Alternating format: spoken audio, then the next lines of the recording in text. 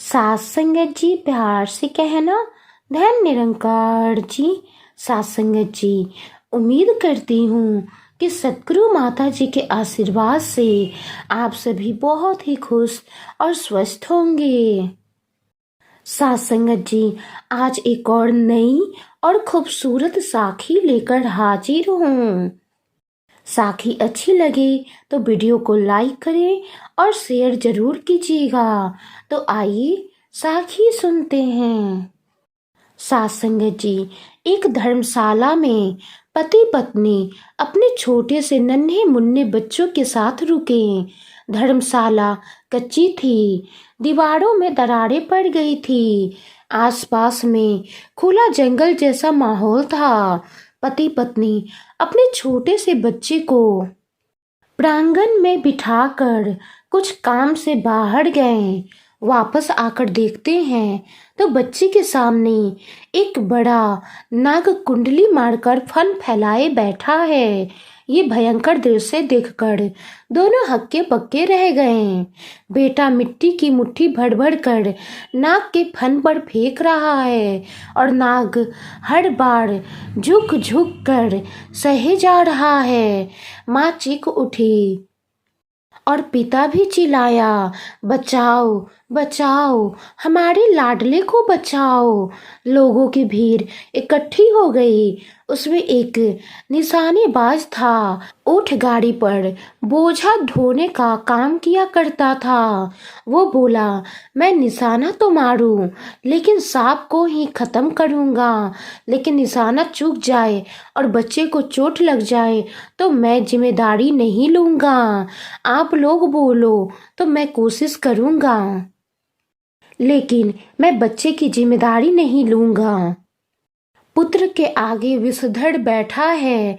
ऐसे दृश्य देखकर कौन से माँ बाप इनकार करेंगे। निशानेबाज की बातों से सहमत हो गए और माँ बोली, भाई सांप को मारने की कोशिश करो, अगर गलती से बच्चे को चोट लग जाएगी तो हम कुछ नहीं कहेंगे।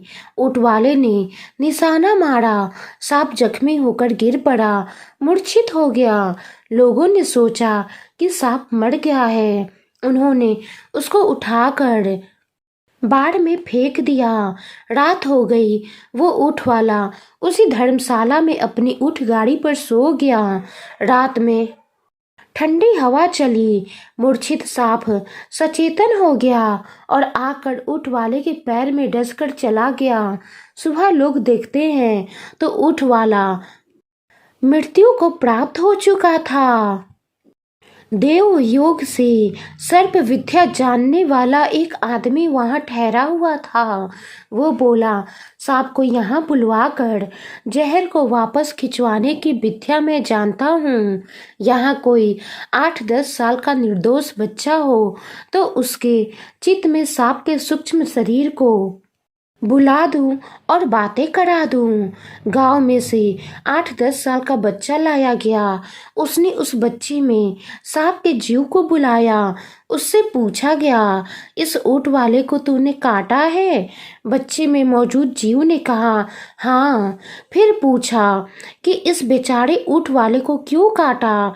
बच्चे के द्वारा वो सांप बोलने लगा, मैं निर्दोष था, मैंने इसका कुछ बिगाड़ा नहीं था, इसने मुझे निशाना बनाया तो मैं क्यों इससे बदला ना लूं। फिर पूछा गया कि वो बच्चा तुम पर मिट्टी डाल रहा था, उसको तो तुमने कुछ नहीं किया।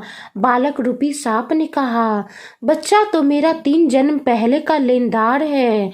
3 जन्म पहले मैं भी मनुष्य था, वो भी मनुष्य था। मैंने उससे 300 रुपए लिए थे, लेकिन वापस नहीं दे पाया। अभी तो देने की क्षमता भी नहीं है। ऐसी भद्दी योनियों में भटकना पड़ रहा है। आज संयोगवश वो सामने आ गया तो मैं अपना फन झुकाकर उससे माफी मांग रहा था। उसकी आत्मा जागृत हुई तो धूल की मुट्ठियां फेंक फेंक कर वो मुझे फटकार दे रहा था कि लानत है तुझे, कर्जा नहीं चुका सका। उसकी वो फटकार सहते सहते मैं अपना ऋण अदा कर रहा था। हमारे लेन देन के बीच टपकने वाला वो ऊँट वाला कौन होता है? मैंने तो ऊँट वाला का कुछ भी नहीं बिगाड़ा था, फिर भी इसने मुझ पर निशाना मारा। मैंने इसका बदला लिया। सर्प विद्या जानने वाले ने सांप को समझाया, देखो तुम हमारा इतना कहना मानो, इसका जहर खींच लो। उस सर्प ने कहा, ऊँट वाला 500 रुपये दे तो अभी मैं इसका जहर खींच लूं। उस बच्चे से 3 जन्म पूर्व मैंने 300 रुपए लिए थे। 2 जन्म और बीत गए, उसके सूद के 200 मिलाकर कुल 500 लौटाने हैं। किसी सज्जन ने 500 रुपए उस बच्चे के माँ बाप को दे दिए। सांप का जीव वापस अपनी देह में गया।